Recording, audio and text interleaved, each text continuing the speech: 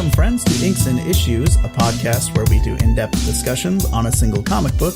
I'm your host, Jonah Gregory, and with me, as always, my co-host, Kieran Bennett. Hi, my name's Kieran, and I'm here to tell you, everybody, the truth. That Kurouzu was an inside job. No! Crisis actors. Crisis spirals. Crisis spirals! So, joining us once again to continue our discussion on Uzumaki is Ben and Kym-stonick from Transformation Sequence. Welcome back to the show. Yay, yay! I love to spiral out into the galaxy. Very good. Thank you. Good show, Timothy. Good show. Yes. I'm clever. No, I'm not. You're very All clever. right. Well, welcome back. Thanks for coming back to continue our discussion on Uzumaki.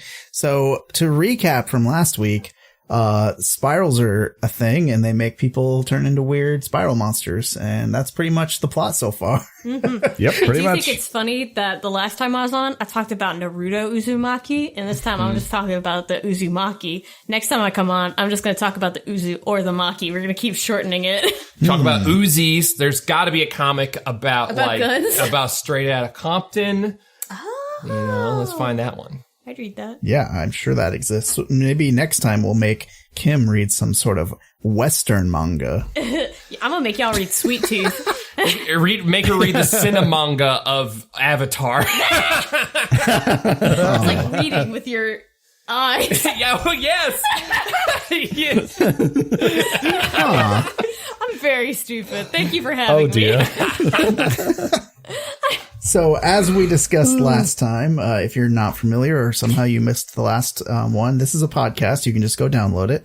But this is the Junji Ito classic, Uzumaki. So, I had only read before this the one story that's the really famous one where there's the holes in the side of the cliff that people go into. What is that one called again? It's the something of Amigara Fault, and that's in one of his compilations. The Legend of Amigara Fault? Something like that. So the common memed one where it's like, this is mine. This was made for me. It's my hole. It's made for me. That's what I said when I saw that ass.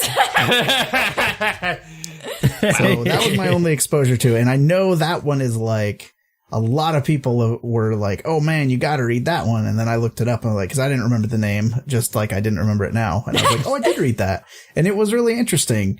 It did not freak me out nearly as much as this one did, though. Which is interesting because I had a lot of people tell me like they thought that one was way scarier. So I don't know. Also, that one is referenced in Steven Universe of all things, which funny. I thought was hilarious. What? Does Steven find his hole? No, Garnet, not Garnet, Amethyst does, because they come out of the ground because they're gems, and they go back to the kindergarten where they're born, and she's like, this one was mine, it was made for me, and climbs into it. Hell yeah. It's very good. So we are going to start with book 2, which starts with chapter 7, Jack in the Box, which I have to say was kind of another goofy ass chapter. It was. Yes. It was very silly. Kind of forgot this one happened. Oh my God. Okay. Yeah. Yeah, there is some like gross shit, but Yeah, it doesn't really have any bearing on the rest of the story. Yeah. So, this one is, like the whole book pretty much they work in, even when it, like this one, it fits better, but like we were talking about in the last one, they always work in, Kyrie and, usually, her boyfriend, what was that dude's name again? Shuichi. Shuichi, because they're kind of the two main characters that tie most things together. So instead of it just being like this annoying guy who keeps, bothering everybody, it's like, specifically he has to bother her because that way she can be the main character. So this guy is the kind of kid that I would have absolutely hated because the like jumping out and scaring people thing is like, that's totally his bag. That's like what he's all about. His name is Mitsuru, and he just, that's like his way of getting attention is he hides and jumps out at people. And Speaking as a person with, and Ben may relate to this, speaking as a person who has had heart issues, people jumping out and scaring you makes us really like to want to punch you in the face and have to resist that urge, because that is not okay. I actually had a boss one time where he liked to do that sort of thing, and it's like the only time he's ever seen me mad was him doing that to me while I was carrying a bunch of like boxes, but they thankfully were empty cardboard boxes, but they were stacked like past where I could even see. He like jumped out and I just like threw them down and I was like, don't ever do that again. And he was like, okay. Yeah, that's just like, it reminds me of like this guy Mitsuru reminds me of prank channels on YouTube, just like pranked you. Now you think I'm handsome, right? I pranked you. Ha, jokes. Oh my god. There's my friend. He's filming. It's a prank. It's a prank, bro. Prank, bro. It's prank, You're bro. not allowed to get mad because it's a prank. Yeah, this guy sucks. I hate him. This guy sucks real bad.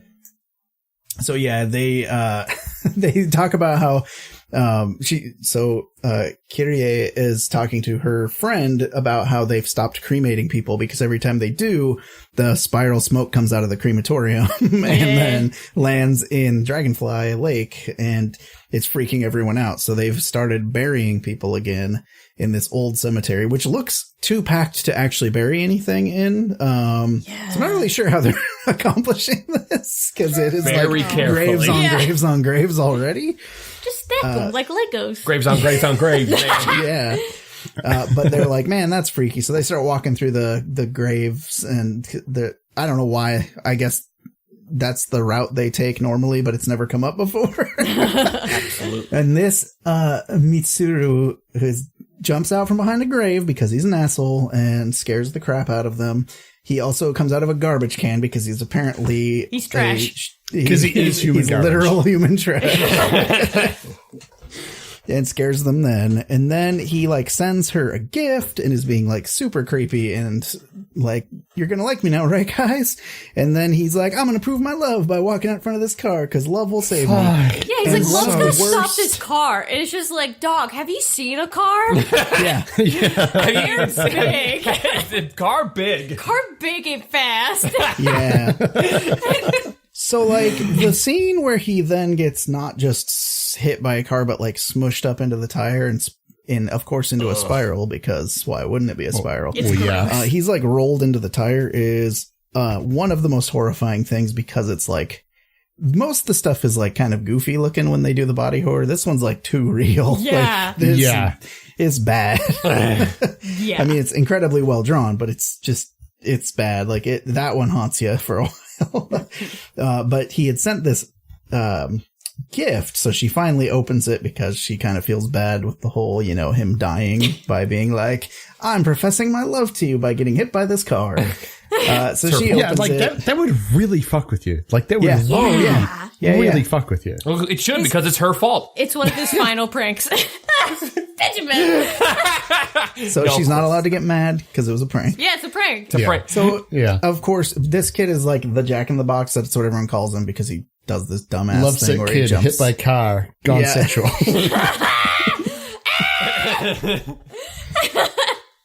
But, of course, the gift is a Jack in the Box. Because this dude at least is on brand. Yeah, so he is definitely on brand. But it's, of course, a creepy-ass Jack in the Box clown who starts talking and goes on about how he died for you. It's not good. So she goes out with Shuichi, and they're like, we gotta make sure he's really dead. Because that's what you do. You go grave digging. Yeah, dude. with your boyfriend. Yeah. Every girl look, goes through a Wicca phase. I just want to say here, like, Kyrie is making a big ass mistake not immediately leaving this town with Shuichi, because Shuichi is he is the OG. Like, he is amazing. He is such a good friend. He is an amazing boyfriend, and he would be primo husbando material. Like, she has got to get on this guy immediately, because she's like, hey, someone who had a crush on me and who killed themselves by throwing themselves in front of a car also sent me a creepy Jack in the Box that talked to me in the middle of the night. Now I'd like to go into a graveyard and make sure those bodies really dead and stab it with a stake. Is that okay? And he's like, hell yeah, I'll bring a torch. I'll be right there. It's his idea to And get a crowbar. the stake too, which is hilarious. Like, he's fucked up in the brain. Like, Shuichi does not have the chemical balance in the brain that is ideal. But you know what? He's a good guy. He's ride or die. He's ride or die. Yeah, he's ride or die. Like, he's so good. And I have to say that this grave that they're digging up, the coffin in it, has like a weird ass like face window thing for some reason. Is that like standard practice? Because I think that might be Japanese. I don't know. I don't know if it was because like I think they said like, oh, it had to be a closed casket funeral because his body was fucked up. So maybe it's because only his face was like that semi decent to look at. Yeah. Because it like flies open and they're like, oh, it must be the pressure from like the decomposing body, which is, a fun thought. And then of course it springs open because it's a Jack-in-the-Box, and we get if you've ever like seen a zombie picture and thought it was creepy, I think this one's got it beat. It's super fucked up. When he comes out of the grave and his legs go all like weird and bent backwards and bent the wrong way, and he's been stitched together, it's so nasty. Yeah, it's all bad. So he starts hopping after them because, he's the Jack-in-the-Box. He's the Jack-in-the-Box. And after his legs fall off, which have been stitched back on, he starts you forgot when his guts fall out. Oh yeah, that was bad. That was bad. He's springing along like a Jack-in-the-Box, and they're like, oh, is that like his spine or something? But it's like from the car. Yeah, it's been stuck in his body. They sewed it up with him as one of the strings from like the transmission or some shit. Yeah, or like from the suspension from the car, the front wheel spring. How nobody noticed it was fucking jammed up in there, I do not know. I bet they saw it and were like, man, I mean, we could take it out or something, but just leave it in. Which, it was goofy this entire time, but when he's jumping after them as a decomposing corpse, it's spooky. I hated it. It's disgusting. It's not my favorite. Yeah. And then he basically falls apart. He's defeated by them running slightly faster than he can. If this was a monster in a horror game, how fucking terrifying would that be? Just the thing that bounces after you like a torso, a yucky torso. Everything's just falling out of it and out of it. And also the last panel where he's like all falling apart again, he has the gross ass giant tongue thing again. Or I'm like, oh, you just couldn't leave well enough alone. You had to throw that in there, didn't you? Boy, love that thick tongue. Junji thick tongue Ito. Not my favorite chapter, I have to say. Kind of weird, and like I don't really know what the point of it was. Like, it doesn't really move the main story along all that much, but I guess it's just there to be spooky. Yeah, I think these are the chapters that Junji Ito was like out in the world and just like, what has spirals? Springs? Hair? Ice cream? He's literally sitting in his office. He looks out the window. Car, spring. Hair, spiral. Ice cream. Wife, bring ice cream. Bring me soft serve, wife. Please. And she's like, I'll cut you. Say my name. He's like, I'm so sorry. Please don't hurt me. I'm so sorry, Hanukkah. I'm so sorry. By the way, I've drawn another chapter of our cat manga, and you are in it. Please don't hurt me. It's so cute. It's very good. Check that out. It's insanely good. I love it so much. And that takes us to chapter 8. The snail. Unless you had more on this one, Kieran.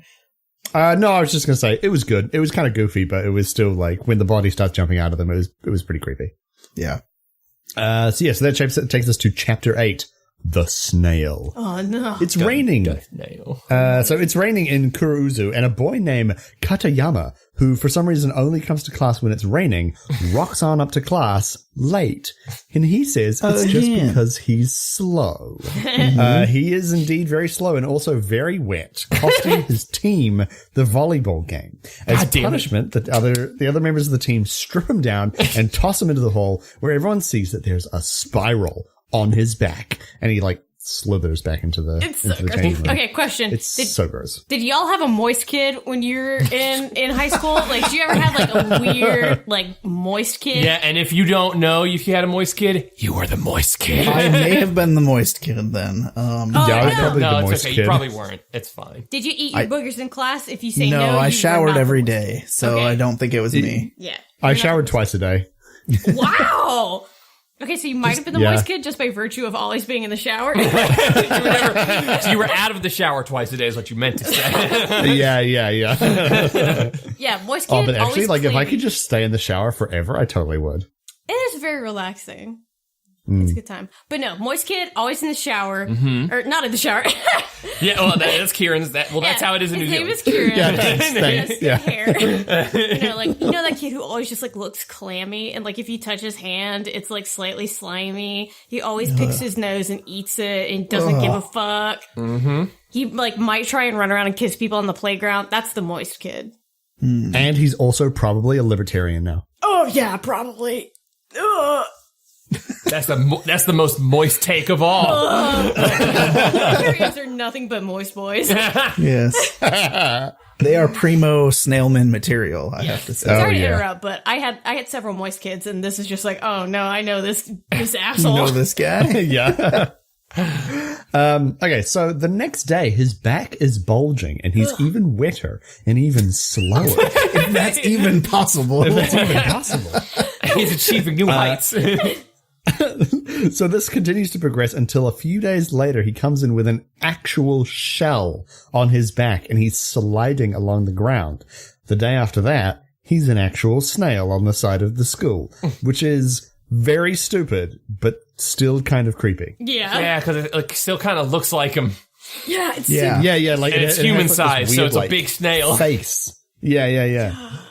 So they call his parents. This is so, I don't know why I found this so fucking funny. They call his parents and they're like, "Where's our son?" They're like, "There he is. He's a snail." And they're like, "No, he's fucking not." And they just leave. I mean, because they're just he hasn't been home in days. It's just hey, look at this giant snail. That's your son now. And they're like, the fuck it is. Like, imagine they moved out of town. They're like, oh, finally, the wet boy is gone. Yes, we can move. He's been moist since he came Let's out have a the womb. drier child. Yeah. Let's have a cactus boy. So the school puts him in a little snail hutch, and his cute. bully Tsumura then also turns into a snail, and the two of them escape, and lay eggs in the wood. The class is around, and they're just oh shit, they fucking. Yeah, that's why he bullied him. He wanted that snussy. He's I've seen that slimy pussy, boy. Show me that slimy pussy. There's only one way I can get this noose is to become what I crave. It's like when I put a bun on my front and back and become a hamburger boy. What? I love hamburger. What the fuck? What? It's the same thing. Yeah, it's the exact same thing. So. I guess podcast is over forever. The sexual hamburger times, I know. I do appreciate that his bully, when he's in snail form, still has a dumbass haircut and buck teeth. Exactly. Yeah, that's the remaining human quality. And also, when they got him off the side of the building, they knocked him off with a broom. Yeah. For it's demented and as the ramifications of the story that this chapter has, because the snails are an important thing in the end game of the story, but just talking about it, it's a pretty goofy time. They still look grotesque, and it freaks me out to think about them. Yeah, yes. the swelling of the back is so yuck. And though I guess we hadn't got quite there yet, but they lay all those eggs, and the teacher smashes them all, and I'm you're right. You should smash all these eggs. Can't let these things come into the world. Yeah. Yeah. These clear abominations, before God and man. Let's not allow these to continue. This actually reminded me of, and then he ends up coming into class as a snail, but is he covered in the eggs? What is going on in that last panel? Yucky man boils and it looks like eggs. This chapter reminded me of The Fly, the Jeff Goldblum Fly. Yeah. How just the horror of the transformation and, it sounds so dumb, and it's kind of dumb in the moment, but the art is so good that it elevates it to a level that's creepy. Because you think a guy turning into a snail just that like premise on paper sounds so stupid. I think what really works about it is that like Junji Ito is like, yeah, snails are like, they're tiny and they're like little cute insect things. But like, what if they were really massive? Also, remember how snails are really wet? And drawing like all the like individual droplets of like ooze on all these snails and like, and on, what the hell's his name? Katayama, like when he's still human, he's so damp and so wet. And he always has this weird expression on his face, like he's like, what? I'm like, this is how everyone is, right? I'm the moist boy. Happy to meet you. I'm your government designated moist boy. Every prefecture has one. Yeah, it's I don't know. I feel like it has like something more to it than the Jack in the Box one, in that like the actual concept for it is pretty goofy, as a base, but I feel like the execution is more disturbing, even though like it's less like shocking, you know, when the body comes out of the coffin, it's like that's supposed to be really horrifying, but I feel like the slow metamorphosis of the guy turning into a snail and then the idea that, you know, you can also become a snail is more horrifying. Yes. Because that's a fate worse than death, I have to say. Disgusting. Disgusting. And that'll take us into Chapter 9, The Black Lighthouse. Kim, you want to take it away? Would you like to indulge us on one of the chapters that I was very into? Because creepy lighthouses, I don't know what it is about creepy lighthouses. Is that a thing other people enjoy? Because I sure do. It's fun. Yeah. Lighthouses are dope as hell. Yeah. Yeah, especially spooky ones like in fucking BioShock, man. Hell yeah. There's always a lighthouse. Yeah. All right. The lighthouse on the edge of town fires back up and shoots blinding light through the town every night. To put a stop to it, a bunch of absolute rubes go into the lighthouse. In the meantime, people start walking in spirals and circles and become otherwise disoriented by the light. Kyrie's shithead brother Mitsuo is forbidden from playing near the lighthouse after it becomes clear that the original group of men are not coming back. He, of course, does so, and Kyrie tries to stop him. Being a massive shithead and having shithead friends, they decide to run into the lighthouse. Kyrie follows them and is quickly exhausted by the endless spiral staircase and the spiral patterns in the walls that start appearing. Eventually, she finds two of Mitsuo's friends and a bunch of burned bodies. She tells them to leave and enters the top of the lighthouse. Inside is Mitsuo and his last friend in a giant melted glass light, which looks icky and yucky and gross. That light is so gross. Like, I thought it was some kind of like egg or something when I thought it was like a melting on the page. eye or some yeah. Shit like that. It's so creepy. Like it's I mean, it's just a light and it doesn't really come back again, but I think it's one of the better like designs in this story. Yeah, it's super creepy, and it reminds me of those like weird eye things in like Zelda games that would follow you, except 1,000 times creepier, to the point where like the middle that it has like this extra little dot in there that looks like a pupil that's like kind of subtle, but it always looks like it's looking at them in all the different panels. And that just kind of put it over the top for me of like making this part look like extra creepy. Yeah. And it's implied that the weird magic bright light is so hot that it melted the original light and turned it into this weird glass sculpture. So it's like, ew. So Kyrie realizes that the setting sun rushes into the lighthouse and sets fire to everything inside, and that the original group of men must have all burned to death. They attempt to flee, but Mitsuo's friends is just too slow. Mitsuo and Kyrie are blasted out and burned, and a few days later, many bodies are retrieved from the lighthouse. He turned into kid jerky. Nom, nom, nom. I like that it keeps on firing on in the background throughout the rest of the story. Yes. That stuff always keeps going. That's why anytime something doesn't come back, it's actually more odd. A lot of stuff does just kind of continue in the background. But I don't know. This one, like I said, I did dig this one because creepy lighthouses, I think they're just inherently kind of weird and mysterious in the first place. Yeah. And I don't know. You always just feel like you want to go explore them. But there's only I don't know, man. You'll Between die. this and Annihilation, I may have been turned off to lighthouses. Oh no! the lighthouse that I always think of in my brain, somehow this became the archetype for lighthouses, is the lighthouse in that Punisher movie where he pretends to burn someone with a popsicle. There's like a shootout that happens in a lighthouse. I don't remember that. That is directly out of one of the comics as well. Oh, hell yeah! Nice. Where he tells the guy he won't feel it because it's too hot or something, and then touches it with a popsicle.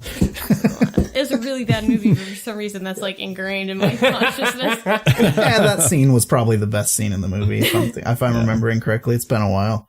Hell yeah. Kieran, people can unlock the tier where we cover movies, and we will have to review that movie. So patreon.com/inksandissues. Make us watch the terrible Punisher movie.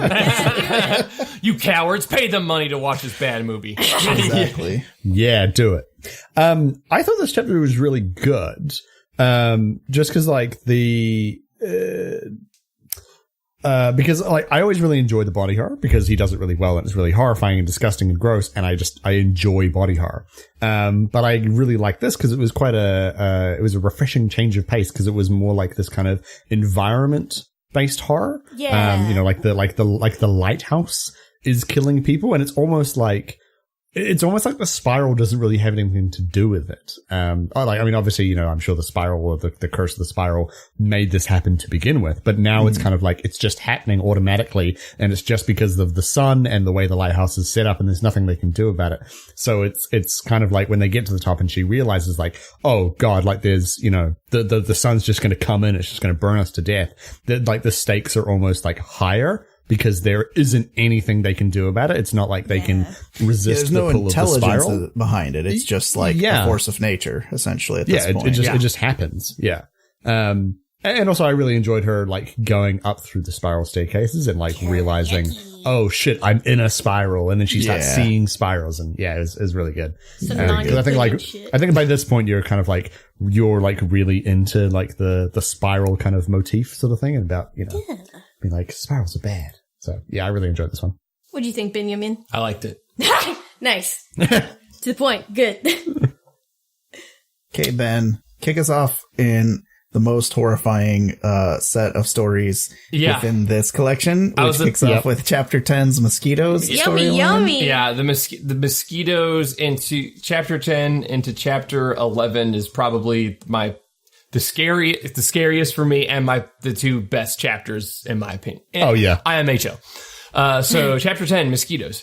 Kyrie, did I say it right? Yeah, you did. Okay, so I'm now guessing. Kyrie is in hospital recovering from her burns. Unfortunately, it's a particular bad season for mosquitoes, and also someone is murdered outside the hospital and covered in small holes. How inconvenient for her.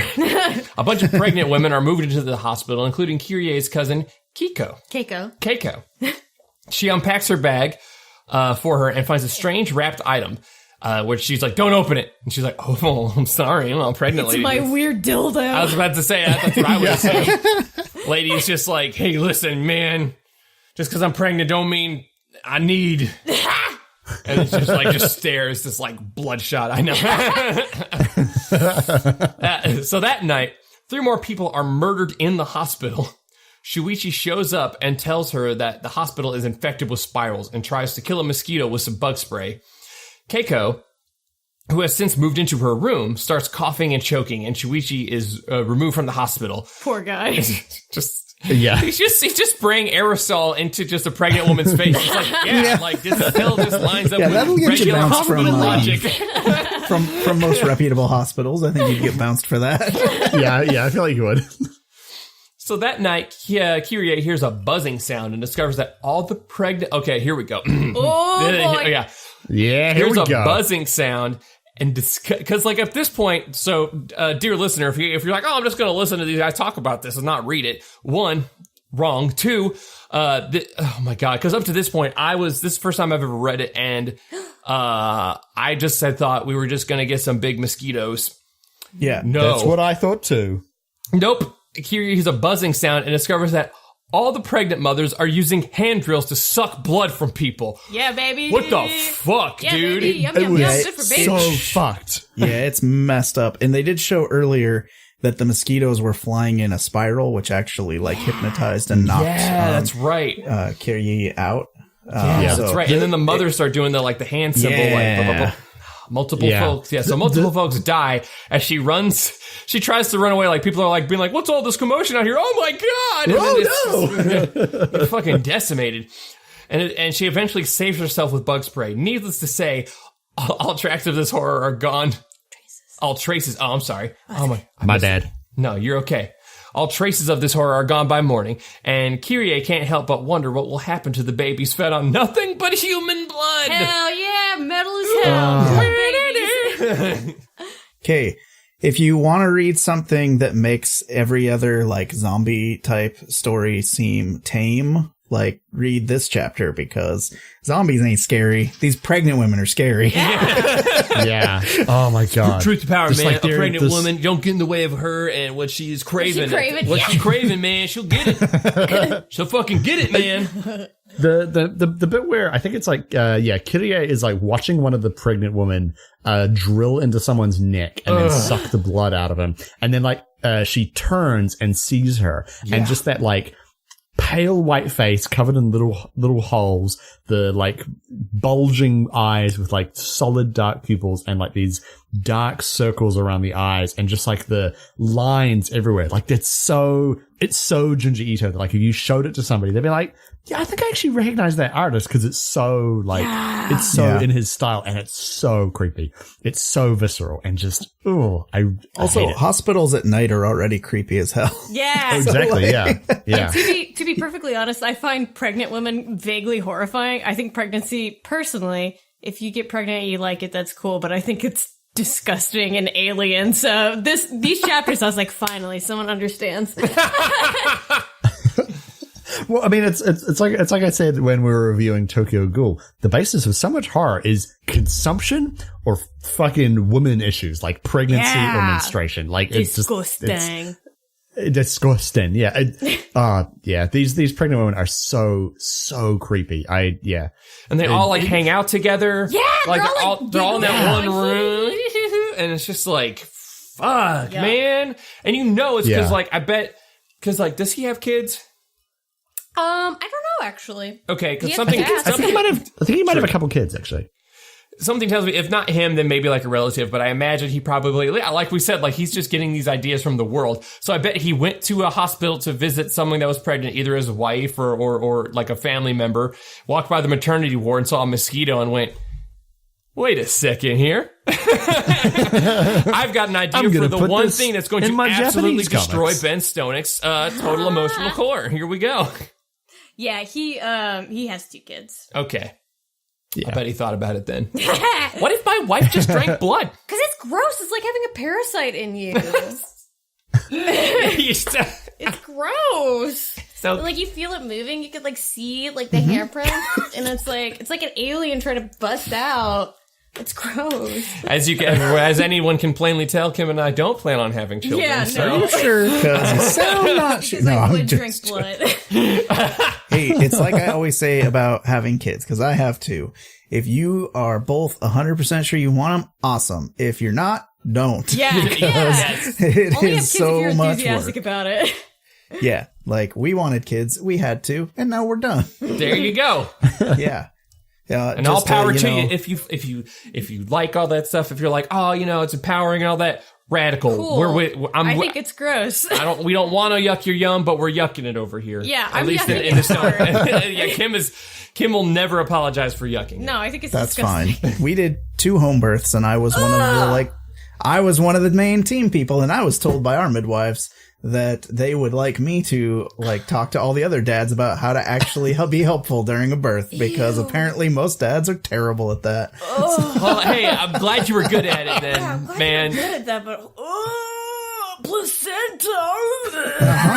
That's a thing. I hear it's 95% of what comes out. Yeah, I cut the cords, so that. Oh, speaking of cords. Yeah. Hey, so this chapter is the perfect one for me to take. Oh yeah. Oh, this one also. I think this. Okay, so the mosquitoes chapter is just fucks me up, but this one speaks to a specific, I think, phobia I might have. But you keep going, and I'll address it at the end. Okay. Yeah, can I just say, you know how like the Alien movies, and like they had this whole like pregnancy phobia thing. Oh, same. That's like tame compared to what's about to happen in this book. Yeah, that's like baby mode, not to Not to reference. Like I will say, like, just to immediately spoil my thoughts on this chapter, like straight up, I have read many scary things, watched like a handful of horror movies, and read like some stories and stuff like that. Nothing has ever made me stop and go, what the fuck, while I'm reading it so audibly as this particular chapter. It's Hell yeah. horrible. So this is off to a good start because it's already called umbilical cord, which is going to make Kim yuck real hard just by that name alone. So in this chapter, all the blood babies were born, and they're super cute and perfect, except Kyrie, she notices that they all have distended bellies, and this is like making people uncomfortable. But the doctor, Dr. Kawamoto, explains they're all wearing belly bands, which seems like a really messed up thing for a baby to be wearing, but maybe that's just me. I looked this up because I was like, maybe it's a Japanese thing. So I was like Googling for like baby belly bands. It's not real. He's completely made it up. And now you've been put on several lists, and here we are. Yes, I have. My baby. Facebook ads are going to be real fucked up. I also love that this baby, there's like hinted that this baby is super intelligent and also super petty.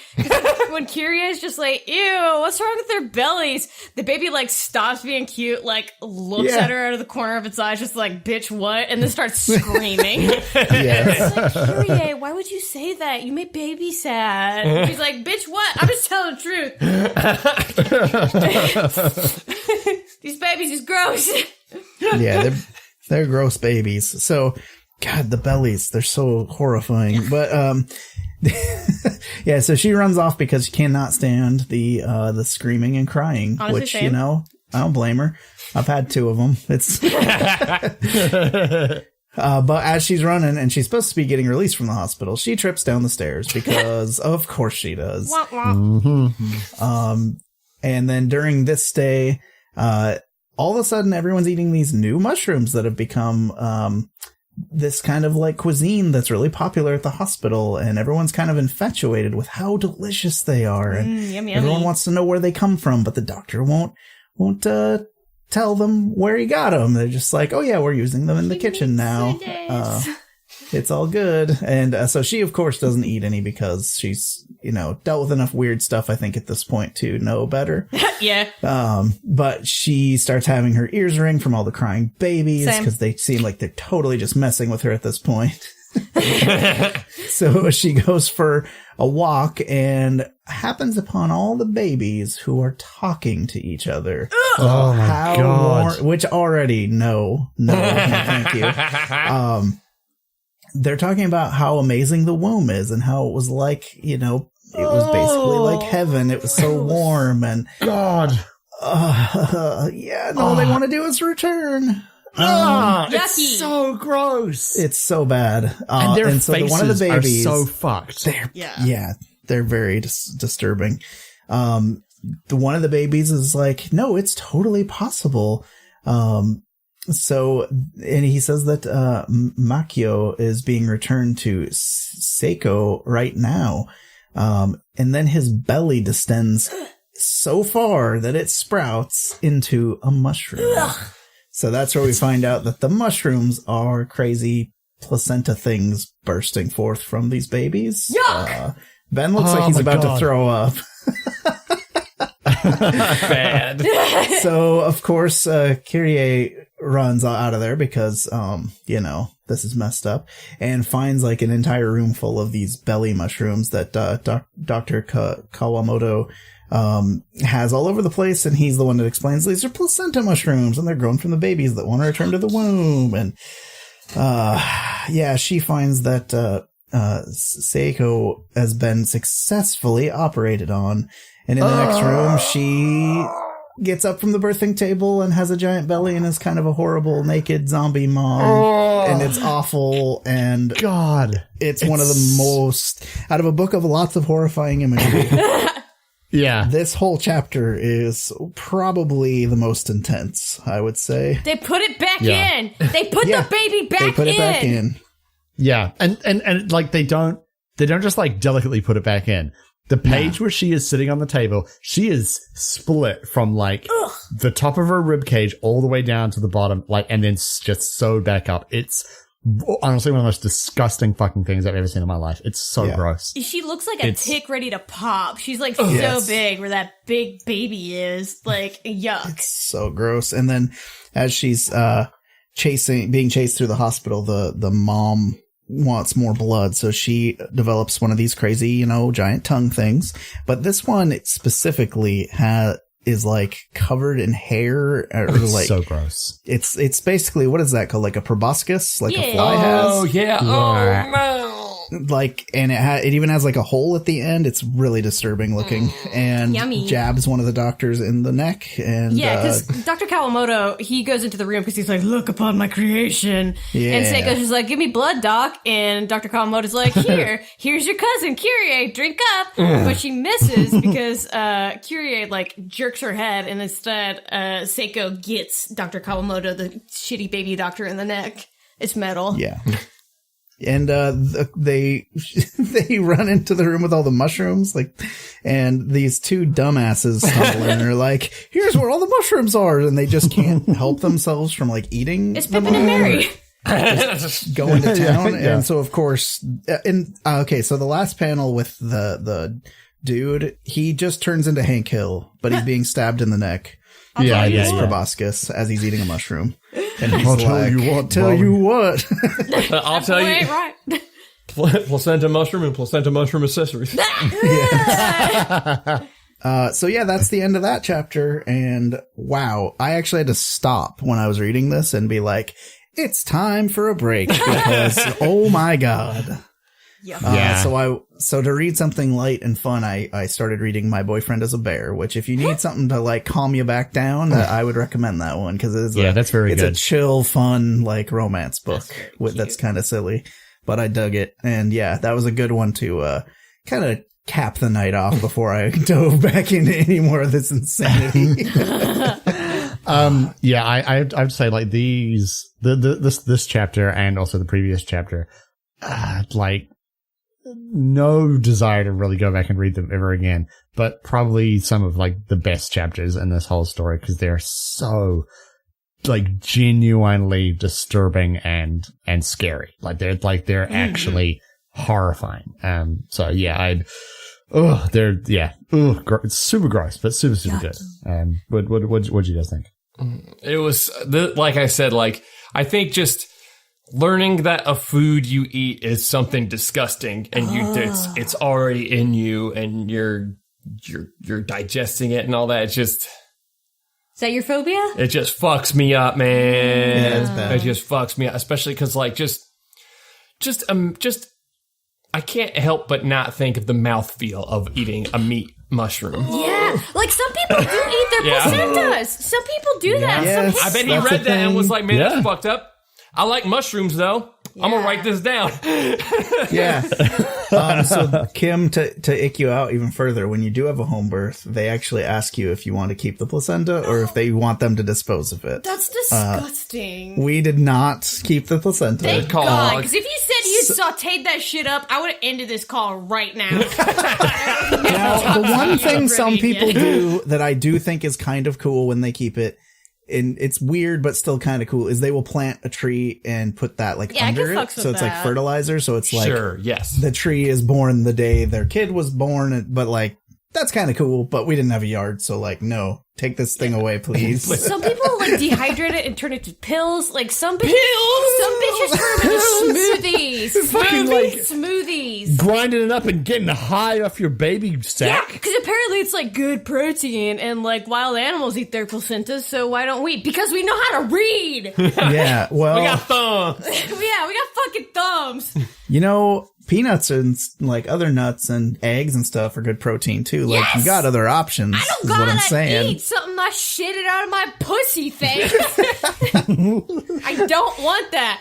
Yeah, I love these episodes, or not these episodes, these chapters, because they specifically appeal to a fear that I have, which is a fear of pregnant women being gross. And so I liked it a lot, and I love horror manga, so unlike you, Kieran, I would go back and read these particular chapters anytime because I love getting shivered. It's just like, Kim, it's just confirmation bias. You know what I mean? It's just like... Yeah, these women are yucky, so all pregnant women are yucky. Yeah, oh my god. I bet they all eat blood. I bet it's a secret thing. Well, if you ever come up to me and you're just like, I could really go for some blood, I will just shoot you and be like, what have you done with the real Kim? Be like, we're going to Walgreens to get some Plan B. All right. So, all right, Make you the ready for the chapter storm. 12. The storm. the storm. Oh, this one was kind of goofy.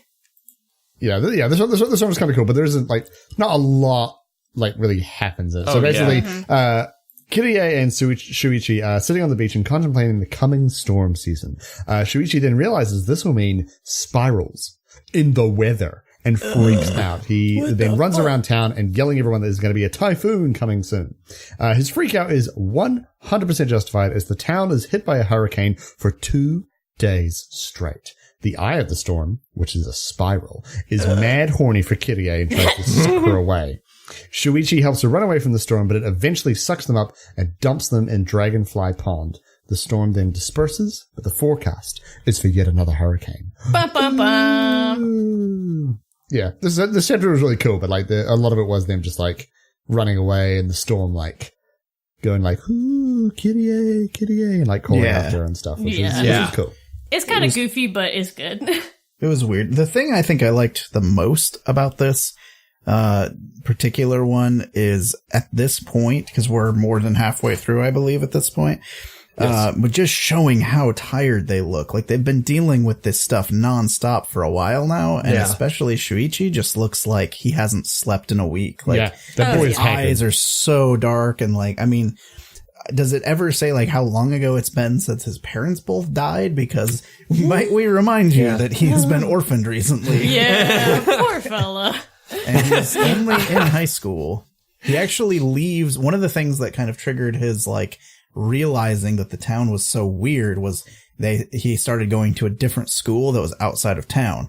And he's like, whoa, when I come back, suddenly I realize this town is really messed up. There's a weird, oppressive aura that I can't even explain that I don't feel when I'm not here. So I thought that was kind of cool to show at first people are like, that's all in his head, but clearly it is not because of all this crazy stuff that has been happening. Yeah, exactly. And how can anyone even deny how messed up this town is at this point? Is has nobody else noticed the kids that turned into snakes and dove into the ocean or any other crazy stuff that happened? I feel like the girl whose face sucked in her own body would have probably been the point that I was like, hey, my hot boyfriend, let's go. Let's dance. Let's just leave. Let's not stay here any longer. But she's got her family to look after. He does try and get her to leave a bunch of times, but I'm guessing it's because she has a family or something that she's I guess I shouldn't abandon them. Try to get the little brother out there. He ain't got no, I hate him. He's terrible, but he ain't got no choice. But if mom and dad are too stubborn and cowardly, just be like cowards. Cowards, you won't. Cowards. You won't uproot your whole life and move away. Based on what my crazy boyfriend says. How dare. Yes, that'll take us into chapter 13, The House. Kim, if you want to hook a brother up. I got you. After Kirie's family have their house devastated by the hurricane, they're forced to live in a piece of shit row house. Damn. The place barely has any power and is a total dump. The next day, they meet one of their neighbors, Mr. Wakabashi, who most definitely likes to have his dick stomped in heels. That night, they hear creepy noises coming from the next door, and Mr. Goshima inspects the spiral-shaped wart on his foot. An eye watches them through the wall. The next morning, Mr. Wakabashi tells Kirie that the other neighbors are an old woman and her extremely sick son, and that the strange noises were him slowly dying in pain. Ah, that's me. Yeah. The old woman then comes out of her house to hang up her washing, which is covered in holes. She falls and Kyrie attempts to help her, but she runs back inside. Kyrie is drawn back to the old woman's house by more screaming shortly after, but they aren't screams of pain, but of grief, as the son has died. Kyrie refuses to tell that snoopy Mr. Wakabashi what the body looked like, but the old woman dies a few days later from the same condition her son had. The storm then arrives and traps everyone inside. This is a tad unfortunate as they all develop the strange, protruding spiral warts that the old woman had on her hands. We also discover that Mr. Wakabashi is Mr. Wakabashi himself off looking through the wall, having become obsessed with Kyrie. A few days later, everyone is in immense pain due to the warts. Just as they decide to make a run for it in the storm, Mr. Wakabashi comes crashing through the wall and eats a rat, now overcome with the growths everywhere on his body. He chases Kyrie outside and is speared by a piece of the wood in the hurricane, and the family gets the fuck outie, Scoob. and it says like, they all feel better when they don't live in that particular house. Yeah, it's like that. Those row houses were infecting everybody with spiral warts. Yeah. Yeah. Those, like, they look so painful. They're just like, I mean, they look like thorns, like from, that are growing out of them. I mean, that was like biblical level plagues, like level of ouchies growing on your body. And like, sorry. Oh, and I was just going to say, and I hated it. But only because it looked painful. Not like I hated the chapter, just, that definitely made me cringe. Yeah. And when the family's just like, what are these spikes on the wall? They weren't there yesterday. It's because Mr. Wakabashi has pressed his shitty body up against the wall, looking at Kyrie trying to jack off, and he crashes through the wall, and like his eyes are spirals, his teeth are spirals. Like, it's so disgusting. It's so gross. Tooth There's like, they're all like coming out of his mouth and they're coming out of his eyeballs. Ugh. It's super fucked Disgusting. up. Disgusting. And then there's like a rat just like pops in behind him like, yo, what up, guys? What's going on? Oh God, no! And he just immediately like gets his head it's raining off. outside. Oh no! Ratatouille too. Yeah, this is it. That was it right there. Damn, Pixar. And also Mr. Wakabashi's tongue is also a spiral wart as well, which is extra gross. Yuckums. Yeah, it's like I really enjoy this chapter because it's just like it's more like it's just Junji Ito being like, look, I can take spirals and I can just apply them to more aspects of horror. And it's like, what if the body betrayed you and you were infected with a horrible disease? That is also spirals. And it's like, damn, man. You can do whatever the hell you want with spirals. You're right. Yeah. I felt so bad for that lady and her son, though. It's just like, damn. Yeah. Because it's implied they weren't displaced there, like the Goshiba family and Mr. What's his face? So they were squatters. Yeah, They had nowhere to go. They had to live there. So like, it's so sad. They had nowhere else to go, and they just had to stay in this cursed ass row house until they died of spirals. I gotta say, they felt like lepers, in the olden times that are just like abandoned and left to their own devices, and no one will help them. And it's really sad, like you said. I'm like, kind of felt bad for them because they talk about like, oh, this monster like ate someone's dog or something, and so you're like, oh, maybe it was the son or something like that, and. Even if it was, man, it was not his choice. I think it's Mr. Wakabashi. I think so, too. Also, I gotta say, power move to Shuichi. He lives in that big-ass house by himself, does not let his girlfriend's family move in. Yeah, that's actually very true. That's very true. Wow.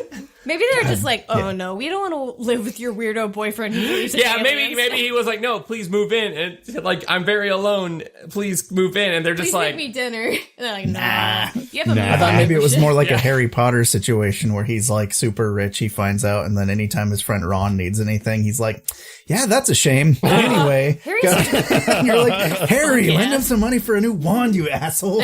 Just help your buddy. Elevate his family out of poverty, you idiot. What are you doing? Welcome to a house. It's barely standing and it's full of like 9 people, but we can't afford anything else. Well, that's a real shame, isn't it? Wow, Ronald, this place sure is quaint. And Ron's like, we've been eating dirt for months. Thanks for having me for the whole summer. I'm not going to give you anything to help feed it out. Okay, let's talk about pay some rent, Harry. God. Harry fucking fucking sucks because there is like huge institutionalized racism in the wizarding world. But instead of fighting that and rising beyond that and overcoming Voldemort in that way, he's just like, oh, Hermione, you're so weird with your love of house elves. And then he joins the wizard FBI after he I was going to say, doesn't he become a wizard cop? Yeah. Because he just wants to keep the status quo. Fuck you, Harry. You're a terrible hero. Because fucking J.K. Rowling is such a fucking centrist ass bitch. Oh gosh, Kim. Kim's swinging. Oh. She's starting to swing her arms. You can cut that, but I'm mad about Harry Potter now that I'm an adult. We've been reading it with the kids, and we're on like book 4. And the more I read it, the more I'm like, man, pretty much everyone but Hermione sucks. Yeah, Hermione's the only. She should have been the heroine. Like, how fucking sick would that have been? There's like Muggleborn, like, hell yeah, I'm up in here, I'm smart as fuck. Come at me, get wrecked, son. I have a time turner. I'm gonna time turn your ass back into when your mom and dad conceived you, and I'm gonna stop them from fucking. I'm gonna shoot your dad's penis off with a gun, with a Muggle gun. Yes.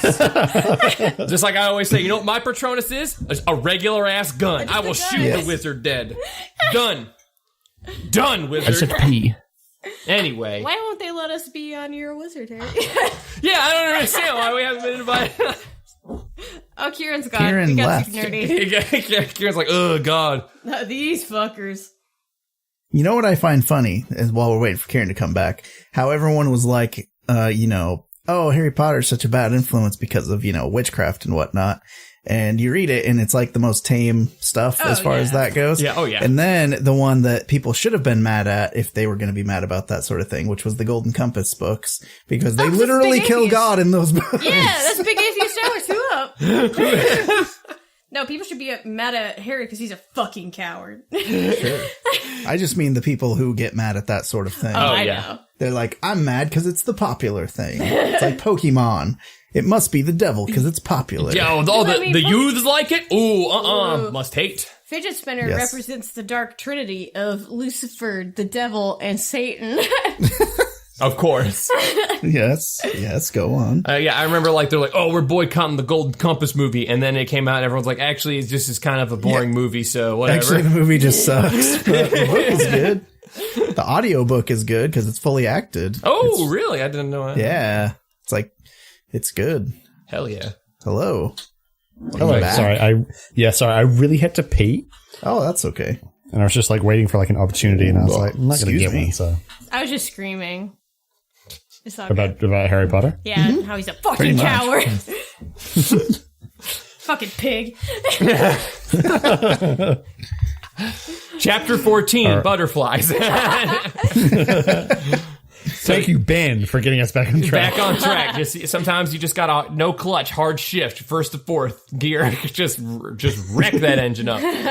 Anyway, yes, chapter 14, Butterflies. A reporter and her crew. So this is like a bit of a time jump, I feel like.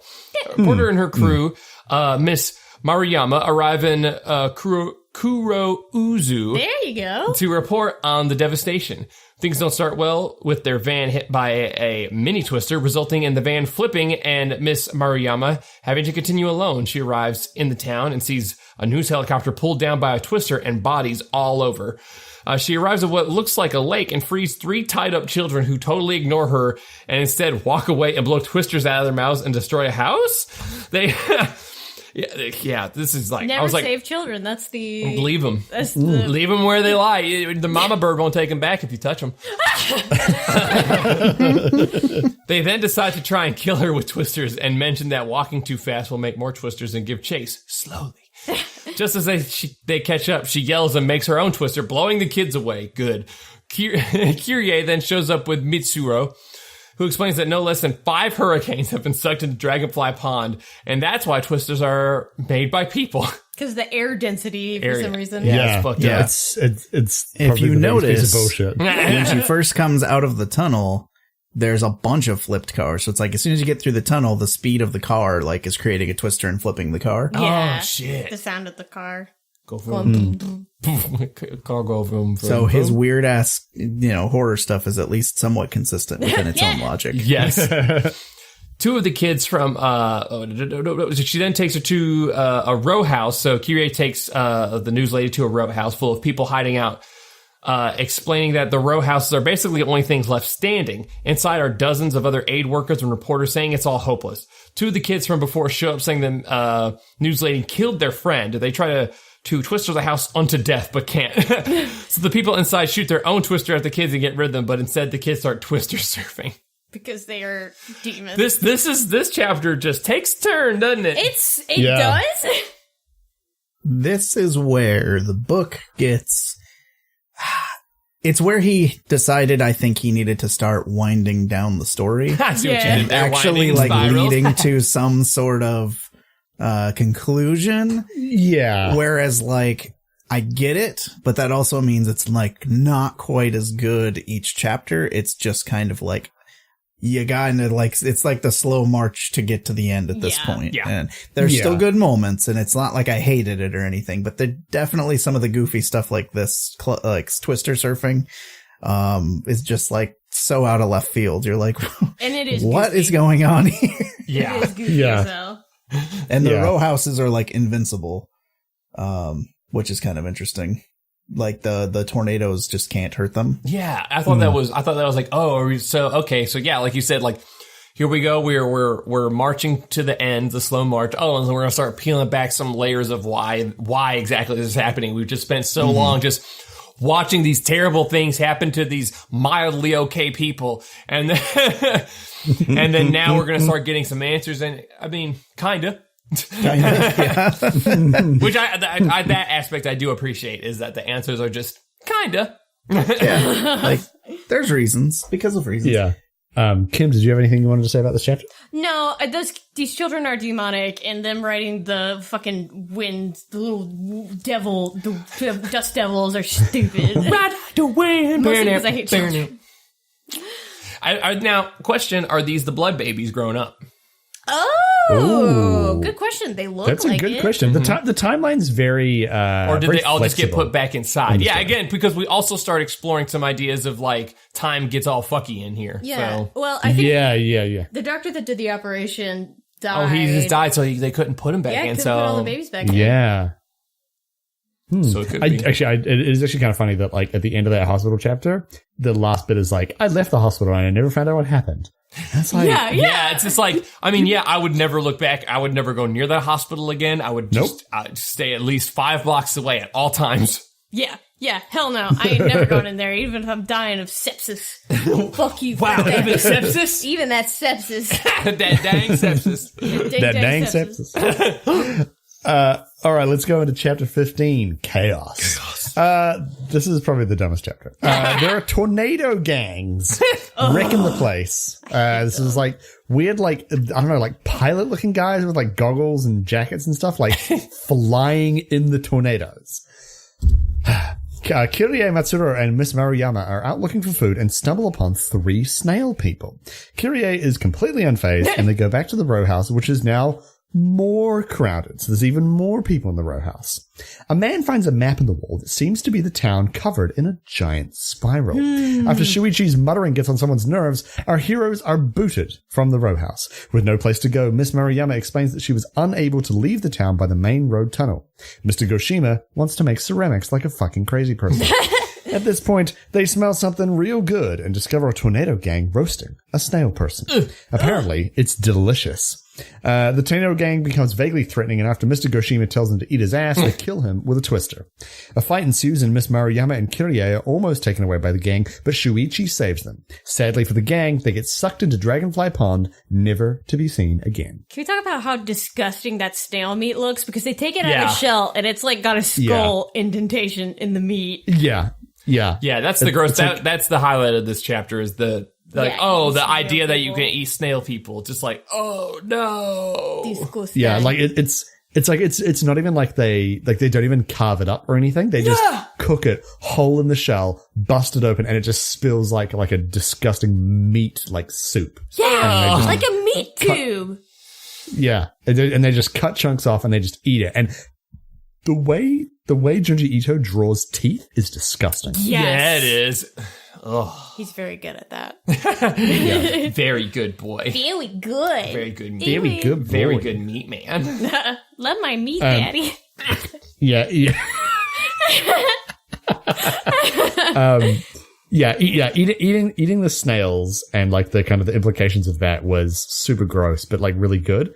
But man, what'd you guys think of tornado gangs? I think it's stupid as shit. I hate them. Yeah, I feel like a shonen anime was on. I think Jonah made a crack earlier about how it reminded him of JoJo, but in a bad way. Hold on. Yeah.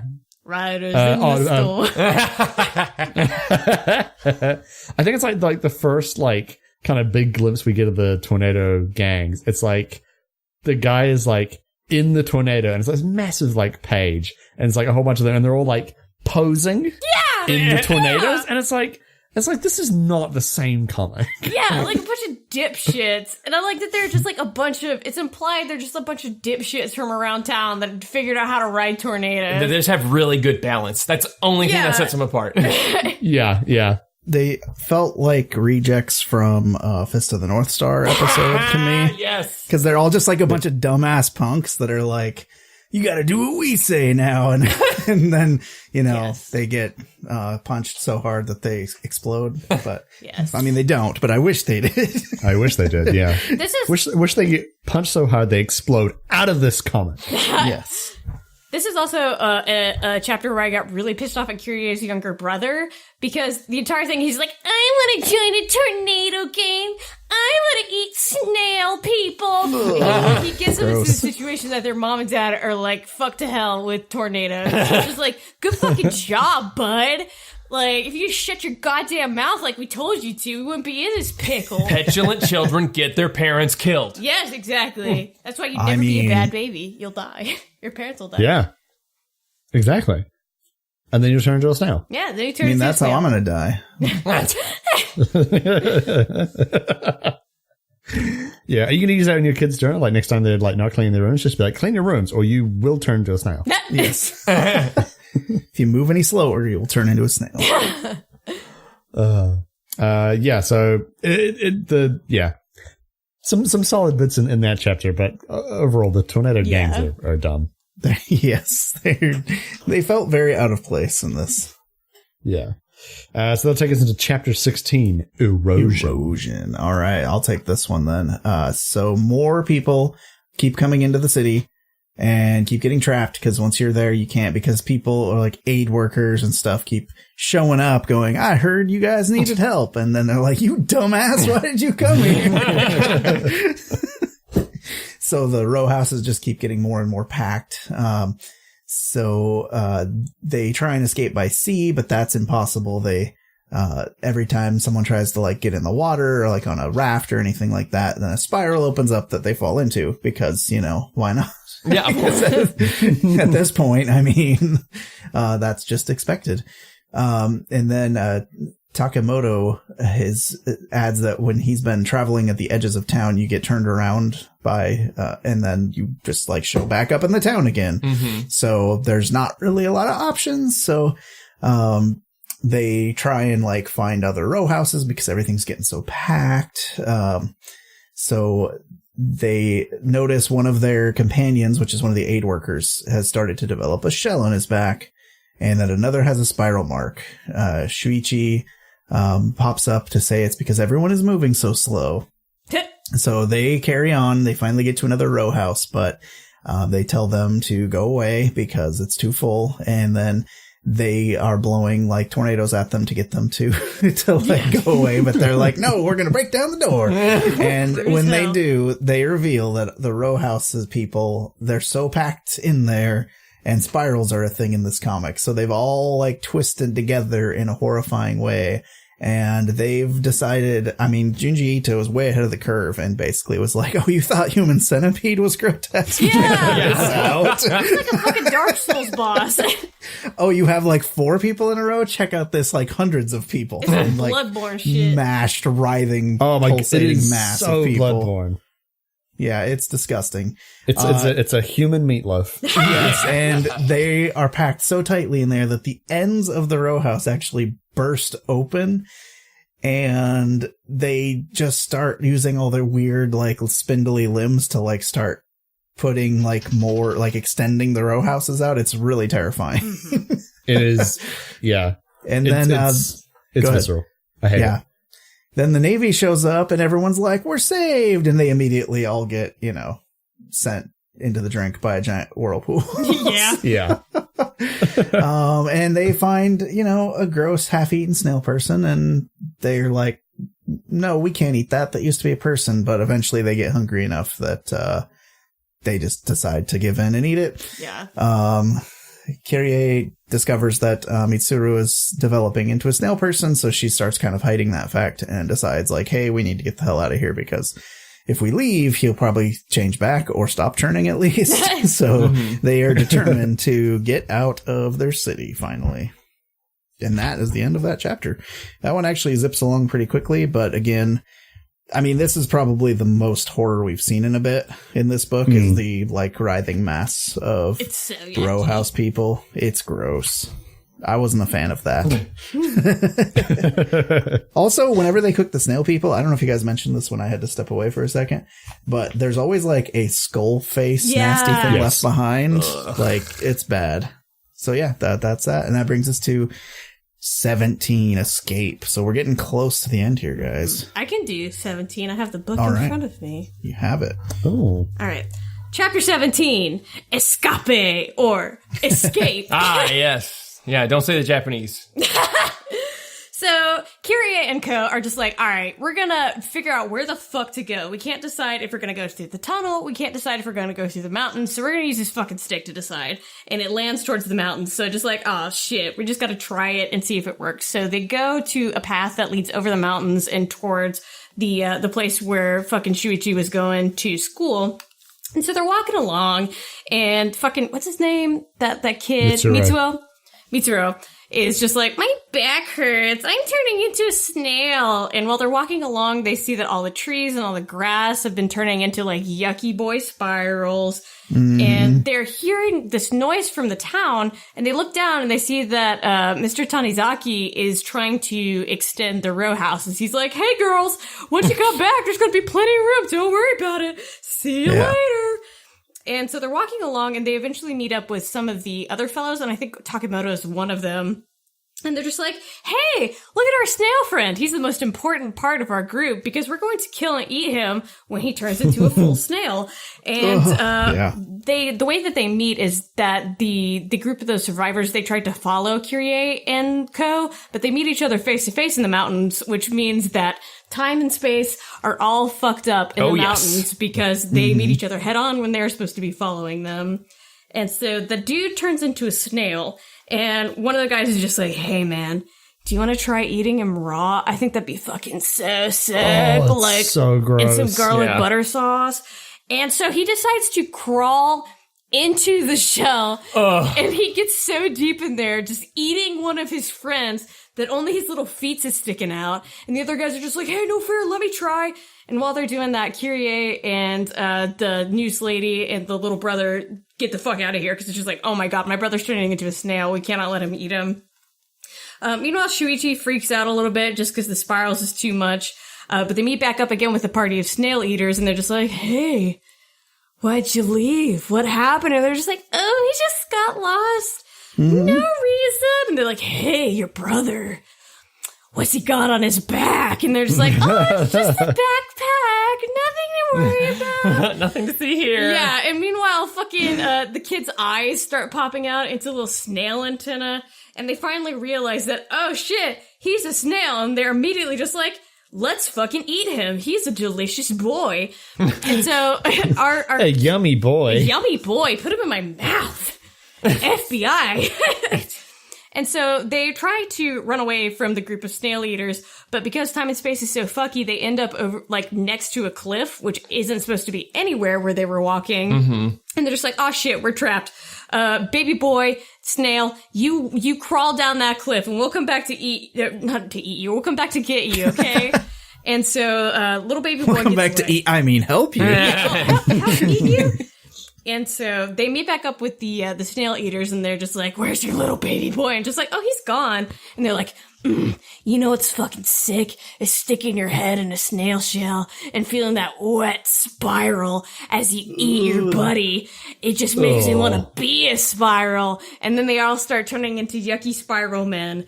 And then they look down. They basically over the jizz so hard they turn into spirals. yeah, it makes me cum jizzy ropes that are spirals because I love to eat snail. And so they get away from the spiral boys because they are dying, and they look down over the town and see it has become a giant row house spiral, and that's the end of that chapter. Yeah, this was like full post-apocalyptic horror kind of vibes, like where it's like, we're gonna do anything to survive, and you should give us that friggin' snail boy, and we're gonna eat him because that's what we gotta do, man. And it's like, ew, truly, become like cannibal man gourmands. is the greatest monster. Yeah. Yeah. It was real yucky, but real good. So I thought when the guy like sticks his head in and then he's like, looks like he's getting pulled in. I thought for sure when they pulled him out, it'd just be legs left. Like, the tables have turned. It's like, no, it's not that at all. This guy is which I feel like is worse. I feel like it's worse that he didn't die while eating his friend, because it's like if he had, it'd be like, that's comeuppance. But instead, it's like, no, his gluttony was fully rewarded. Yeah, and he loved it so much he just turned into a spiral. Like his dick got so hard over the being squished into his buddy's back shell and eating the flesh. He says specifically off his face that he's like, "Daddy, likey, more please." Disgusting. Disgusting. All right, we ready to go to the next chapter, 18. The labyrinth. The labyrinth. The penultimate chapter. So yes, exactly. So do they find Bowie in this chapter? Well, let's find out. It's just as terrifying. That movie scares me. It's a good movie. So they get back to town after being turned around, and they see, like all the row houses. Oh, what? How could he have built all these row houses this fast? This is incredible. And they get down into town, and they're like, oh, it's kind of hard to get through. Let's see if we can't find a way through here. You can tell where the old one was and the new house's expansions are. And they're just going along. And eventually they start hearing a creaking noise. And they see that the people that were trapped inside are saying, hey, can you get rid of this guy? He died and he smells bad now. Yeah, we had to untangle him from our mass. And toss him out. And they just throw him out, and he just stanks to high heaven. And they, they're walking along, and they're like, well, because of course they're not going to do it. It's gross. Yeah, yucky. And they're all like these little twisted people in the road that are all like dead, and they're disgusting, rotting corpses. And eventually they run into none other than man that built houses, Mr. Tanizaki, who's been taking care of all the dead bodies for him. Very nice of him. And he was just like, oh, you guys have been gone for years. Sweet beard. Yeah. Because it's been a long time. Yeah, to say like, yeah, it's been a long time, man, because you've been gone for years. And they're like, oh no, so time is all screwy now. Yeah. And so he's like, yeah, if you keep going, you could probably, try to get to the middle. If you want, there's, I cleared a lot out, but there's still stuff that might block your way, so be careful. Yeah, because they're looking for curious parents. Yeah. Is what they're trying to do. Yes. And he says that the people in the row houses are working from the construction on the inside, which is terrifying. Oh, yeah. Oh, God. So they, they're making their way to the middle, trying to get through blocks and passages. They reaffirm, like, no, we're going to make it. We're going to make it to the middle. Find your parents. They keep going and keep going. Eventually, they cut through, and these people are like building. So they're building from the inside. Eventually, News Lady gets caught in the building process. Yeah. And they lose her. She's just gone. Yeah. She gets sucked into the mass of people. Because eventually they find a way back inside, and it's like empty in there. So the mass has moved on. Yeah, because once that gets completed, they hear a bunch of people all over the town say, is it clear over there? Yes, it's clear over here. We'll finally finish it. And they hear like something moving through the houses, and then it just goes quiet. And then Shuichi's like, I think we can walk to Dragonfly Pond inside the row houses, because I think they're all gone now. Because the reason why they're trying to get to Dragonfly Pond is somebody said, just like, oh, I heard that a potter and his wife are continuing to make spiral mosaics and spiral pottery there. So she's like, oh, Loves shit. his art. That's them. That's them. That certainly sounds like me, mom, peepums.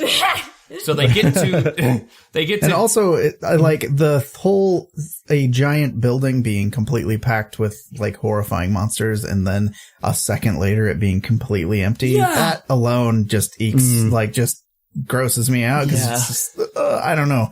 I don't know what it is about the sudden like disappearance of something that massive. Yeah. That it's really because it's implied that this giant spiral, which is covering, I would like to say here, the entire town, which was not small. And so like that's a lot of bodies. That's a lot of mass. And then this sound and then it's gone. Like it's just, and I think in the panel where they finally get to, like the center of town, there's like this weird wet stain on the ground coming out of the building. And so you can kind of piece it together and imagine it as a giant greasy slug thing. Ugh, yeah. So they get to Dragonfly Pond, and it's just this spiral staircase going down into the earth. And yeah, like Kieran said, there's like a slime trail going down. Clearly, that's where the mass of people went. And, you know, Kirie and Shuichi have a sweet moment where she's like, I got to go down there and find my parents. And Shuichi's like, yeah, we'll go together. And it's just like, aw. And that's put a ring on it, girl. If he's crazy, then you should put a ring on it. Yeah, so that brings us to the home stretch, chapter 19, completion. So they continue down the spiral staircase, and it just appears to go on forever. And occasionally they'll come across, like, you know, this person that was left behind that's all spiraled out, and they're like, oh man, they must have fallen out of there. And as they will start walking away, this person is actually still alive, and it's like, take me with you, and like grabs her leg and like wraps around, and Shuichi like fights it off and ends up getting wrapped in it and pulled over the side, and they plummet down to the bottom.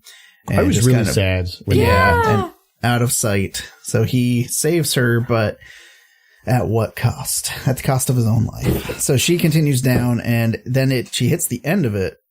Kind of like it ends way above where it actually ends, and there's like more stuff, but it's kind of now the opposite. But there's a huge gap in between where it looks like the stairs broke off and continue down from another ledge. So she's able to kind of very carefully climb to the edge and jump off onto that, which is kind of that thing where it's like, okay, well, this is literally the point of no return. Like, you will not be able to get back out of this, but that does not stop her. She jumps down, climbs her way all the way down, and kind of slips and falls a few times. And when she finally hits bottom after falling for the second time, she lands in the just giant mass of people. And as she looks up from that, it is just Spiral Town everywhere. Like, there's pillars, there's things that look kind of like the weird eye thing that was in the lighthouse. Mm-hmm. Some spiral in, some spiral out. There's just spirals everywhere. I mean, any kind of spiral you could hope to have. There's spirals on spirals. And she notices as she walks farther along looking for her parents, the more the mass seems to be stone. Mm-hmm. Like, the people are slowly turning into stone, like becoming petrified. And she finds her parents because they are the only people left wearing clothes. Which I guess was just to make them stand out for the audience. Because everyone else has turned into these weird, like, snaky spiral people. But and so did they, but, you know, he's still got that polo shirt on. But yeah, this is like the end. She finds Shuichi, and he's still alive somehow. Like, landing on this mass is, I guess, soft enough to break your fall. And they kind of just talk about how, like, this is some weird force that's probably been here forever. It's kind of like its own living being of some kind, like beyond human understanding. And they embrace and they spiral into each other, and kind of like the Snake Kids did. Mm-hmm. And then this weird machine thing activates. Because when she first got to that part where there was a gap in the stairs, I'm like, that's weird. That kind of looks like a drill or something. Yeah, it is. And sure enough, it activates and drills like upwards to complete the spiral from the city. So that it's a complete spiral. And it's one of those endings that's just like, well, this was built on the ruins from who knows when, and it's probably, this cycle has probably happened. Some ancient Japanese curse. It's like, this could have happened 100 years ago, could have happened 10,000 years ago, like, we don't know, but every time this happens, like, the history of this area is completely wiped out. Are you peeking from behind the microphone? I just put my head on Ben's shoulder. Oh, okay. You're peeking around. But yeah, so it's kind of that, it almost reminded me of almost like a Lovecraftian type of exactly. horror. Yeah. That's exactly Where it. it's Incredibly Lovecraftian. Like the unknowable. The difference here, and it's a big difference, being instead of like in Lovecraft where he's like, oh, I can't even describe it. Junji Ito is like, let me draw that for you. Yeah, I feel like it's almost like more fucked up because it's like, instead of it's like, you can't possibly imagine what this looks like and this is so incomprehensible and it's killing you. It's like Junji Ito's like, no, here it is, and you're still going to die anyway. It doesn't matter that you know what it is. You may know what it looks like and where it comes from. Your body is still going to explode from the inside and you'll die. Yeah. I did like that she said, she's just like, the time moved differently at the center of the spiral, so the moment that I like intertwined with Shuichi, that moment lasts forever. She's like, I don't know if it's going to repeat itself in the future, but all I know is I'm together with my boo in the middle of a spiral. And that was actually kind of sweet. Yeah. Like in a weird way. Yeah. Kind of a nice note. Like, I think it's more than most people get at the end of a horror story. Yeah, especially like you said, it's very Lovecraftian. And like I was telling Ben, like, do you ever have scary dreams where at the point you're just so tired of running that you're just like, I fucking give up. Do whatever you feel like doing. I'm not gonna fight anymore. It's like, it felt like that. Mm-hmm. Yeah. I mean, the whole book is basically them, the two main characters, I feel like, running a marathon of like physical and mental distress for the entire length of the book. And their reward, I guess, is like kind of a weird eternal bliss in a way. Yeah. Like, because it basically, like you said, time is essentially frozen where they're embracing each other. So, I mean, I guess they kind of in a weird way got a happy ending. Yeah. As happy as it could get. Yeah, exactly. So I guess we'll get into final thoughts then. So Kim, you recommended this book. Why? No, just kidding. Good question. No, is this one that you discovered like a long time ago that you go back to? Like, yeah, I read this, I think, my freshman or sophomore year of college. It's definitely early on when we were dating. Mm-hmm. But yeah, I just heard really good things about it, and I was just starting to get back into anime and manga after pretending that I was too cool for it for a couple of years. I think everyone goes through that phase. Yeah. But it's just like, it's so good, and Junji Ito is just like such a wonderful master of horror, and the stories he tells are never things I can predict. They're always weird and wonderful, sometimes goofy and sometimes in a very bone-chilling way. And yeah, I think Uzumaki is one of the better examples of just like sort of the core distillation of the things he's best at. And I really enjoy it. We had the books because Ben knew that I loved it a lot. And yeah, it's really good. The art's great. I like the story. It's weird as fuck, but I love weird as fuck gory shit. Yeah. Ben, was this your first time reading it? It was actually, because I'm a baby when it comes to horror stuff, so I don't seek it out. Yeah. And even when it's aggressively recommended to me, like Kim has been recommending I read this for a long time now, I still didn't do it. So it took the three of you cornering me on the internet, like, read it. I'm glad that we could bully you into reading something. Yeah, exactly. I was like, no, please yeah. don't. This is the reading that scared me. No, no. Now, is it actually, like all horror stuff or just books or movies too? Pretty or much all everything? horror stuff I usually try to avoid. I'm just not. It's not your thing. It's not my thing. I don't seek to be spookied. But I thoroughly enjoyed this quite a bit. I would say like the last few chapters, like Joni, you brought up like the march towards the end, like, this is clearly the turn where he decided we're going to wrap this up. There's like, instead of like a slow decline, it felt like to me, it felt like a sheer cliff almost. Yeah. In terms of like not necessarily my enjoyment, it was still good. It was still like that high quality, but I was like, man, especially because like after the mosquito pregnancies and meat mushrooms, like what are you? That was a big high. I was like, man, you can't get much higher than that in terms of ooking me out. So Like after that, it felt like it was slowly kind of going downhill, and like bringing up like how it's kind of a sweet ending. I didn't see that in the moment reading it. I was just more just like, bummer, you know, like I get that, I didn't get one more major like ooky spookiness out of it. But I still would enjoy it, and I still thoroughly enjoyed it and would recommend, everyone read it. Yeah. Cool. Kieran? Yeah, I mean, I would totally agree with everyone else here. I thought it was a really, really good comic. I don't read a lot of like spooky comics because I feel like it's a medium that doesn't really lend itself super well to spooky stuff. But I mean, as I was just about to say, I'm fully prepared to be completely and utterly wrong. And I feel like this has proven me completely and utterly wrong. Cause it was really good. And I think going into it, I wasn't expecting to be creeped out. Like really at all, because I was like, it's a comic, like whatever, like it's it lacks the it lacks the immersion of a written story, and it doesn't have the same visualness as a movie, like whatever.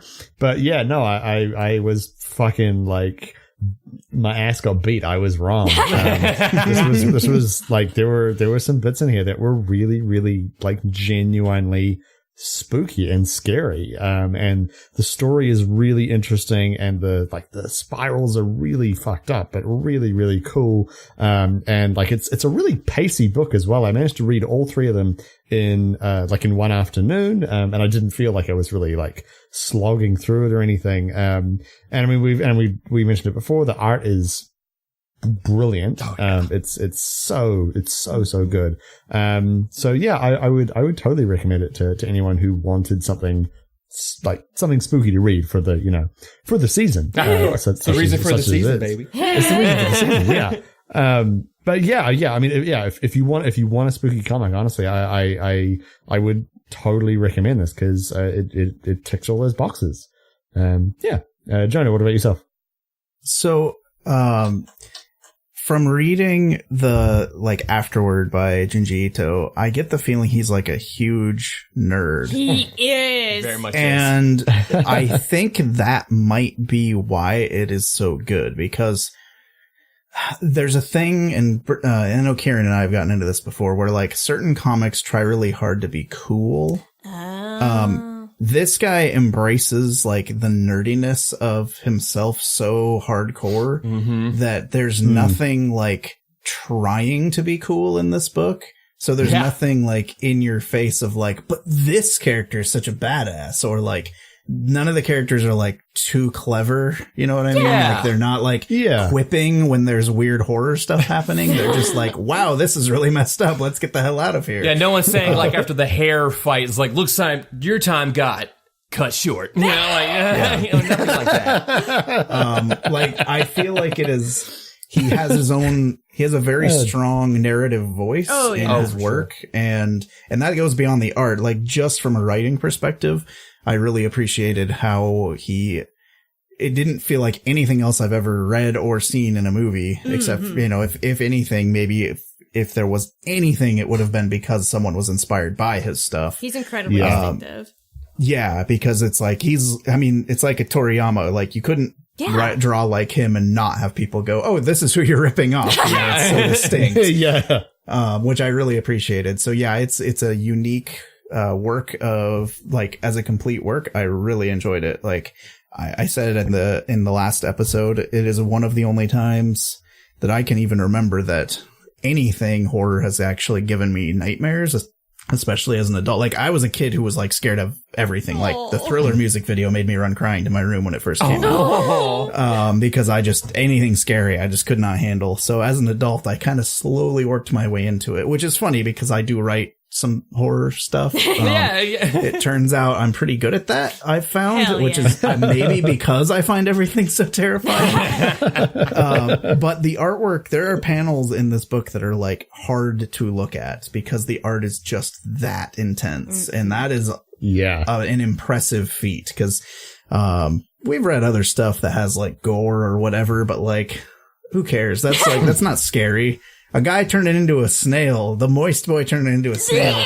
You read that and you're like, that's weird. And then 3 days later, you're like, Yes, Snail y'all gonna guy. be seeing spirals everywhere after this. I guarantee you.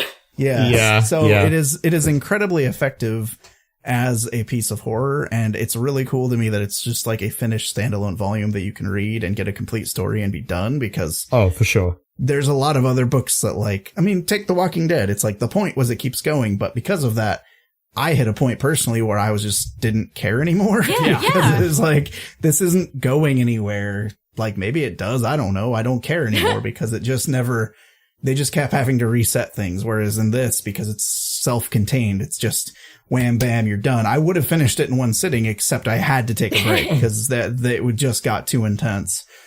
So, yeah, I would highly recommend it, but only to people who know what they're in for. Which apparently is teens, because it won some teen awards. Yeah. I was gonna say, I didn't even realize this, but I picked a spiral wine glass to drink out of during this. yeah. I didn't even realize. Oh my god. You know what that wine's made out of, Kim right? and Ben, you guys are going to turn into snails. Right? Yeah, we're the moist boys. The moistest Yeah. boys of all.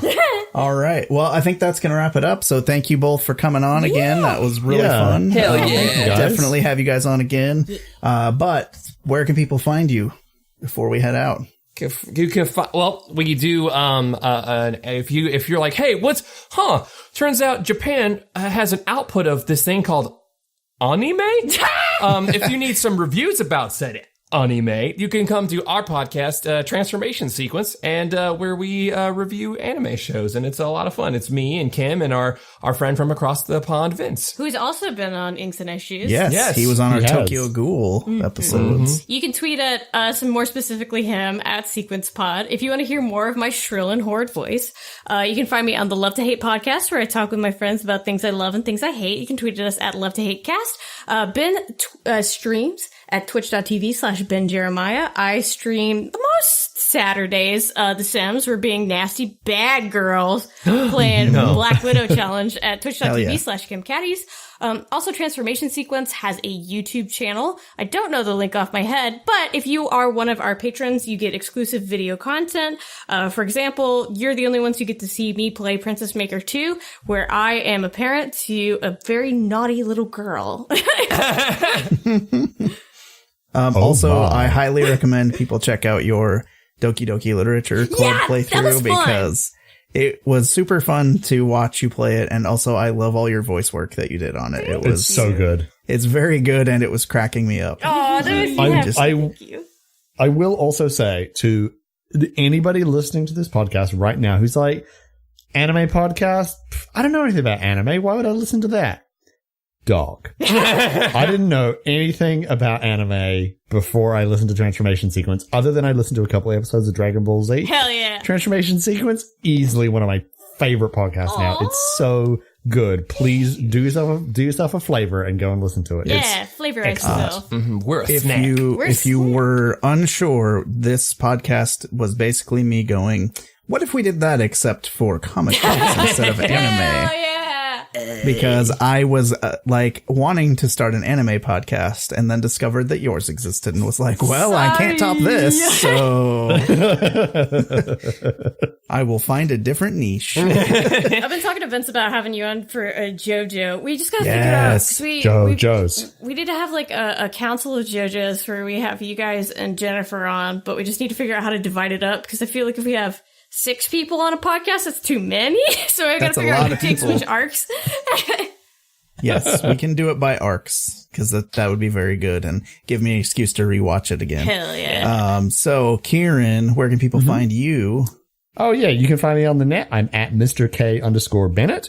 You can also find my D&D podcast, which is for crits and giggles. That is at for CNG podcast.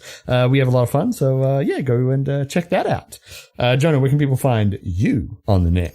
You can find me on Twitter at SpamBot. The show also has an official Twitter feed at Inks and Issues. And the most important of all is supporting us on Patreon, patreon.com/Inks and Issues. That allows us to pay for Hell yeah. hosting and editing. And if we can hit certain goals, we would love to unlock live streaming of the show. Woo! And also, the Garfcast, which will be where we will review every single Garfield comic strip. Hell yeah. Be a John like me. Till the end of time.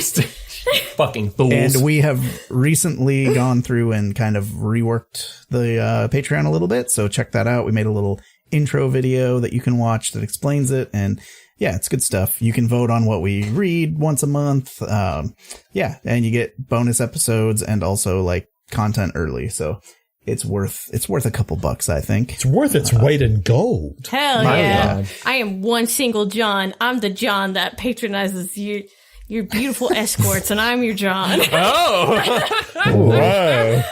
All right. Well, with that, we will see you all next time. Yeah, I was going to say what we're going to talk about, and honestly, I have no clue. So, Keep your eyes and ears peeled, I guess. Yeah. yeah. If you're on the Patreon, we'll let you know there first. Uzumaki 2, Hey. Electric Boogaloo. Yes. All right. Goodbye. Bye. Bye. Cupping face to the window in darkness, you make out a spiraling shape. Putting all reason aside, you exchange what you got for a thing that's hypnotic and strange. The spiraling shape will make you go insane. But everyone wants to see that groove within. And nobody knows what it's really like, but everyone says it's great. And they heard it from the spiral in their eye. Hey. Hey. That was pretty good. All Hey, right. baby.